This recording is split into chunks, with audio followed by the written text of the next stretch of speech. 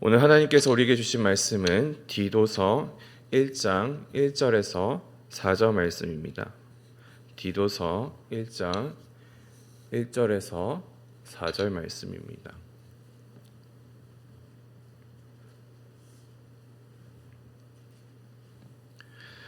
교독하도록 하겠습니다. 하나님의 종이여, 예수 그리스도의 사도인 나 바울이 사도된 것은 하나님이 택하신 자들의 믿음과 경건함에 속한 진리의 지식과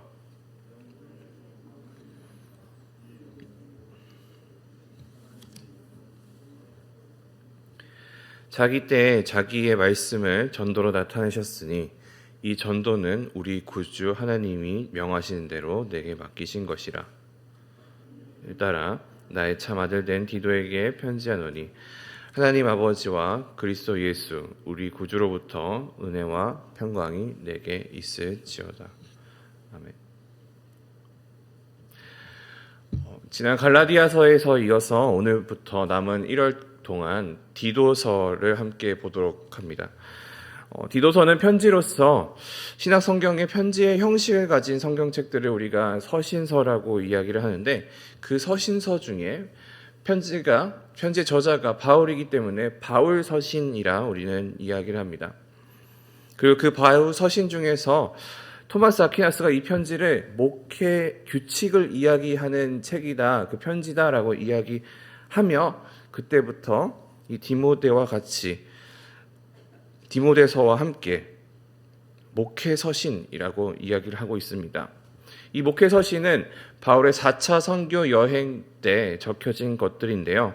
이 4차 선교 여행은 사도행전 28장에 기록된 로마 감금 상태에서 이제 풀려나와 순교할 때까지의 그 선교 기간을 이야기하는 그런 책들을 말합니다. 그 기간을 이야기를 합니다. 그래서 디도서는 목회 서신에 속하는 편지다라고 이해하시면 좋을 것 같습니다. 이 목회 서신은 특정한 교회가 수신자이기보다는 바울에 이어서 바울이 죽고 나서 그의 그 목회들을 이어나갈 디모데와 디도와 같은 그 복음 사역자들에게, 그 목회자들에게 주어진 바른 목회자가 되기 위한 교훈이라고 볼 수 있습니다. 그것들이 담겨 있는 편지인 거죠. 하지만 이것은 디도와 디모데에게 국한된 것이 아니라 그 이후의 모든 일꾼들과 그리고 우리들에게 주어지는 교훈이라고 볼 수 있습니다. 그러다 보니 이 세 편지 사이에 유사점들이 있고 차이점들이 있는데, 시간이 되실 때 그 유사점과 차이점들을 보시면서 비교해 보시면서 디모데 전후서와 디도서를 보시면 좋을 것이라, 유익이 될 것이라고 생각합니다. 디도서는 바울이 그레데 섬에서 사역하고 있는 디도에게 쓴 편지입니다. 디모데 전서와 후서 그 사이 즈음에 적혀진 편지인데요.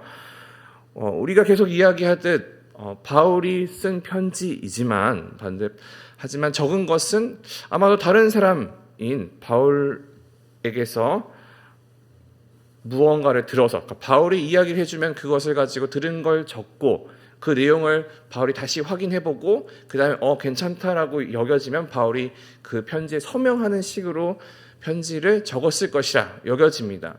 그러기에 바울이 쓰는 단어들이 종종 나오지만 또 그 책들마다 바울이 사용하지 않는 단어들이 나타나는 것을 우리가 원어를 보시면 확인하실 수가 있습니다. 이 바울 서신 중에서도 목회 서신은 그 내용이 하나님의 영광이 머무는 교회를 향한 간절한 바람이 있으며 그 교회의 성도들을 양육할 지도자로서 디도가 감당해야 될 것이 무엇인지를 이야기합니다. 그리고 교회가 교회되게 하는 것은 무엇인지, 또 성도가 성도 되게 하는 것은 무엇인지, 그리고 교회가 어떠한 사명을 감당해야 하는지를 깨닫게 하는 그러한 책이며 그런 유익과 은혜가 되는 이 이른 아침의 시간이 되기를 소망합니다. 오늘의 본문은 디도서 1장 1절에서 4절 말씀인데요. 이 내용은 편지의 서론 그리고 이 편지를 보낸 목적을 알려주는 구절들이라고 우리가 볼 수 있습니다. 다른 목회 서신, 그러니까 디모데 전서와 후서와 비교하면 이 서술이 좀 비교적 긴 편입니다. 다른 것들은 한 2절이라고 치면 여기서는 이제 4절로 되어 있는데요. 이 편지가 디도 한 사람에게만 보내진 편지였다면 굳이 이 서술이 이렇게 길 필요는 없었을 것입니다. 하지만 이 편지가 디도뿐만 아니라 그레데 교회 혹은 다른 공동체에도 공유가 되었을 것이라 여겨지기 때문에, 그렇게 되는 목적을 가지고 편지를 썼을 것이라 여겨지기 때문에 바울은 이 편지에서 자신의 권위와 그리고 이 공동체의 지도자인 디도의 권위를 세울 수 있는 그러한 서론을 적습니다. 그리고 이 서론에서 이제 자기소개를 먼저 시작하게 됩니다. 1절 상반절에 보면 이렇게 되어 있습니다. 하나님의 종이여 예수 그리스도의 사도인 나 바울이. 하나님의 종 예수 그리스도의 사도라는 것은, 이것은 모든 그리스도인들에게 가장 영적 권위가 높은 분, 예수님 그 다음으로 이제 가장 그 두 번째로 영적 권위가 높은 직책을 이야기하는 것 아닐까 생각합니다. 그렇다는 것은 이 그레데인들이 이 편지를 쓴 바울의 이야기를 들어라라는 이야기와 같지 않을까 여겨집니다. 동시에 하나님과 예수 그리스도를 동일선상에 세우는 것을 볼 수 있습니다. 그레데에는 많은 거짓 교사들이 있었는데요. 그 중에 상당수가 유대인이었습니다. 이 유대인들은 어떠한 사람인가요? 예수 그리스도를 인정하지 못하는 사람들이죠.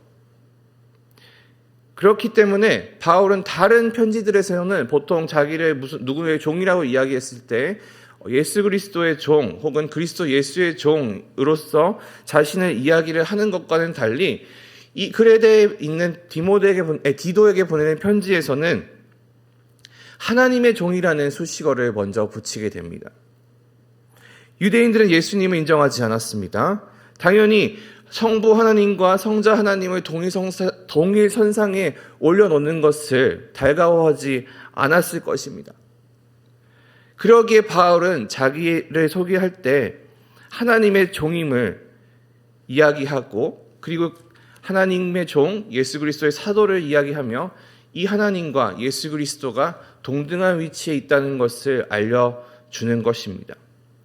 그리고 하나님의 종으로서 이 모든 일에 하나님이 주관자가 되어 주신다라는 것을 선포하는 것이죠. 분명 구약의 기랴성 같은 자들도 하나님의 종이라는 수식어가 붙기도 합니다. 모세도 그렇고요. 여호수아, 다윗, 다니엘 같은 이들도 하나님의 종이라 불려왔었습니다. 자신도 그들의 계보를 잇고 있다라는 것을 그들에게 이야기하는 것일 수도 있겠지만, 그러나 우리가 생각해야 될 것은 그것을 넘어 종의 위치가 무엇인지에 대해서입니다. 종은 어떠한 사람입니까? 주인에게 매인 자입니다. 종에게 판단과 의지가 있습니까? 그렇지 않습니다. 바울도 마찬가지입니다. 하나님의 종으로서 자기를 표현합니다. 그것은 자기가 하나님의 종으로서 죽기까지 하나님께 복종해야 된다는 그 사실을 알려주는 것이죠. 부르심을 받은 우리들은 마찬가지로 하나님의 종입니다. 우리는 하나님께 얼마나 복종하고 있는지, 우리가 완전하게 하나님 앞에 복종하고 있는지, 우리가 하나님께 모든 것을 맡기고 있는지, 내 인생의 주관자를 하나님으로 두고 있는지를 우리가 돌아보아야 합니다. 그리고 교회는 이 종들이 모여있는 공동체입니다. 우리가 교회입니다라는 표어를 세우고, 그리고 2023년을 이끌어 나아가고 있는데, 우리가 교회라는 것은 우리가 종들입니다라는 것과 마찬가지입니다. 우리는 하나님 앞에 복종하는 자입니다. 그 고백이 있음을 우리는 기억하며 2023년을 살아야 할 것입니다. 종에 이어 바울은 스스로를 예수 그리스도의 사도라 이야기합니다. 사도는 어떠한 자입니까? 예수님의 공식적인 제자들입니다. 그 많은 사람들 중에 그 한 시대에 12명밖에 없었죠. 예수 그리스도의 가르침을 전달하는 전속 강사와도 같은 자들입니다. 예수님에게 직접적으로 말씀을, 그 가르침을 받아서 그 명령에 따라 예루살렘과 온 유대와 사마리아와 땅끝까지 이르러 증인이 되라 명령을 받은 자들입니다. 바울은 자기의 말이, 그 권위가 예수 그리스도로부터 오고 있다는 것을 알리는 말을 이 편지에 적은 것입니다. 권위에는 책임이 따릅니다. 그만큼 그 책임감을 가지고 이 편지를 디도와 그레데 교인에게 쓰고 있음을 바울은 선포하는 거죠. 종과 사도로서 의미와 책임을 이야기를 했다면 1절의 하반절과 2절의 상반절은 그 책임을 이야기합니다. 나 바울이 사도된 것은 하나님이 택하신 자들의 믿음과 경건함에 속한 진리의 지식과 영생의 소망을 위함이라. 바울이 이야기한 그 책임은 무엇일까요? 눈에 보이게 읽어본다면 세 가지로 우리가 분류할 수 있을 것입니다. 그것은 믿음과 지식과 소망입니다. 택하신 자들의 믿음, 경건함에 속한 진리의 지식, 영생의 소망. 하지만 이것을 우리가 원어로 본다면 두 가지로 나눌 수가 있는데 그 둘 밑에 영생의 소망이 기반으로 깔려 있는 것입니다. 그래서 번역하면 이렇게 번역할 수 있습니다.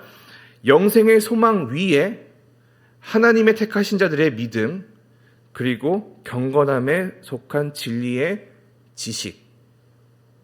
그것이 바울이 말한 책임입니다. 편지를 쓴 사람은 그 편지의 목적을 무엇이라 생각하며 이야기하는 것일까요? 편지를 받아야 할 사람들이 추구해야 할 방향이 무엇인지를, 그 목표점들을 이야기하는 것입니다. 그 목표는 디도와 그레데 교인들이 그리고 우리에게 주어진 것입니다. 영생의 소망 위에 하나님에 대한 믿음과 진리에 대한 지식을 세워야 하는 것이 이 편지의 목표이며 우리에게 주어진 목적지입니다. 우리는 그 목표를 향해서 스스로를 달금질해 나아가며 살아야 할 것입니다. 그러면 다시 돌아와서 2절에서 말하는 이 영생은 어떻게 주어지는 것일까요? 2절 하반절을 보면 이렇게 나와 있죠. 이 영생은 거짓이 없으신 하나님이 영원전부터 약속하신 것인데, 이 구절에 앞서 바울이 언급한 영생의 소망이 막연한 것이 아님을 이야기하고 있습니다.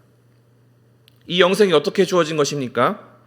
하나님의 계획을 통해서 우리에게 주어진 것입니다. 그리고 이 계획은 창조 이전에 특별히 이 거짓 교사들이 추종하는 아브라함, 자신들의 조상 아브라함, 그 이전을 떠오르게 하며 이 구원은 유대인뿐만 아니라 그 유대인을 넘어 모두에게 주어진 것이라는 것을 선포하는 것이죠. 그리고 이 영생이 바울의 자신의 전도로 나타나게 된다는 것을 이야기합니다. 3절입니다. 자기 때에 자기의 말씀을 전도로 나타내셨으니 이 전도는 우리 구주 하나님이 명하신 대로 내게 맡기신 것이라. 하나님께서는 자신의 뜻을 자기의 백성에게 알리기 위해서 약속하신 영생의 복을 알려주시기 위해서 사람들을 세우시고 그들을 통해서 이 영생의 복을 선포하셨습니다. 그 사람들은 누구였나요? 족장들, 사사들, 제사장들, 선지자들, 그리고 예수 그리스도입니다. 이 전도는 영생에 대한 선포입니다. 그래서 세번역 성경에서는 이 3절을 이렇게 번역합니다. 하나님께서는 제때가 되었을 때 하나님의 이 약속의 말씀을 사도들의 선포를 통해서 드러내셨습니다. 나는 우리의 구주이신 하나님의 명령을 따라 이것을 선포하는 임무를 맡았습니다. 바울은 이 선포를 하는 역할이 자기에게도 주어졌다는 것을 말하고 있습니다. 이 선포는 무엇을 이야기하는 선포입니까? 영생의 소망을 이야기하는 선포이며 그것이 오로지 예수 그리스도를 통해서만 주어진다는 선포입니다. 지금 우리는 이 선포를 위임받은 자들입니다. 그렇기 때문에 바울이 영생의 소망을 선포했듯이 우리도 교회 안뿐만 아니라 교회 밖에서도 이 영생을 선포해야 합니다. 이것이 성도의 부르심으로 주어진 것이기 때문입니다. 우리의 전도는 영생의 소망을 믿는 자들과 공유하며 또한 믿지 않는 자들에게 선포되어야 하는 것입니다. 그리고 그것을 우리는 전도라 하는 겁니다. 이제 바울은 편지를 받는 디도를 소개합니다. 4절입니다. 같은 믿음을 따라 나의 참 아들 된 디도에게 편지하노니. 자신과 같은 믿음을 가진 자, 아들과 같은 자로서 디도를 수식합니다. 여기에서 참 아들이라고 하는 것은 거짓 아들도 있다는 것을 알려주는 거죠. 거짓 선지자들 중에서는 아마도 자신이 바울의 아들이다, 바울의 아들과 같은 자다라고 사칭하는 자들이 있었는 듯합니다. 베드로 후서에서, 특별히 베드로 후서에서 이야기하고 있는 그 거짓 선생들도 이 아들을 사칭하는 자들이었을 것입니다. 그리고 교회를 당파짓게 하는 자들도 이런 거짓 아들들 중에 하나였을 것입니다. 그러나 바울은 이 편지를 통해서 디도가 사도의 권위를 위임받았음을 이야기해주고 있습니다. 자기의 아들인 것을 통해서요. 그러면 이 신뢰의 근거는 어디에서 오게 됩니까? 그것은 같은 믿음입니다. 같은 하나님을, 같은 그리스도를 믿는 믿음. 그것이 이 두 사람이 그 교회가 동역하게 하는 힘과 권위가 되어주는 것입니다. 이제 이 편지의 마지막, 이 서원의 마지막 부분입니다. 축복이죠. 하나님 아버지와 그리스도 예수 우리 구주로부터 은혜와 평강이 내게 있을지어다. 은혜와 평강을 이제 구약식으로 이야기를 하면 헤세드와 샬롬입니다. 이것은 오직 하나님만이 주어주실 수 있는 것입니다. 바울의 축복은 조건 없는 하나님의 그 헤세드와 샬롬, 그 은혜와 평강이 디도의 삶에 가득하기를 간구하는 거죠. 부르심을 받은 성도 여러분, 우리의 삶이 하나님의 그 영생의 소망이 가득하기를 기도합니다. 우리가 하루하루를 살아갈 수 있는 것은 이 소망이 있기 때문이죠. 그 소망이 없다면 이 자리에 나와 예배하는 것은 그냥 시간 낭비일 뿐입니다. 그리고 우리가 이 진리를 선포하며 영원한 하나님의 평강과 은혜가 가득한 그러한 삶을, 그리고 그러한 오늘을 사시길 기도합니다. 기도하시겠습니다. 사랑의 아버지 하나님, 우리의 삶 안에서 하나님의 영생의 소망을 가지고 살아갈 수 있도록 주님 인도하여 주시옵소서. 그리고 우리가 하나님에 대한 믿음과 진리의 지식을 세우는 자들이 되게 하여 주시옵소서. 하나님, 하나님의 그 평강과 은혜가 필요합니다. 우리의 삶 안에서 온전히 하나님을 따를 수 있는 그런 은혜와 평강이 넘쳐나는 그런 오늘의 삶, 우리의 삶이 될 수 있도록 주님 인도하여 주시옵소서. 감사드리며 예수님 이름 기도합니다. 아멘.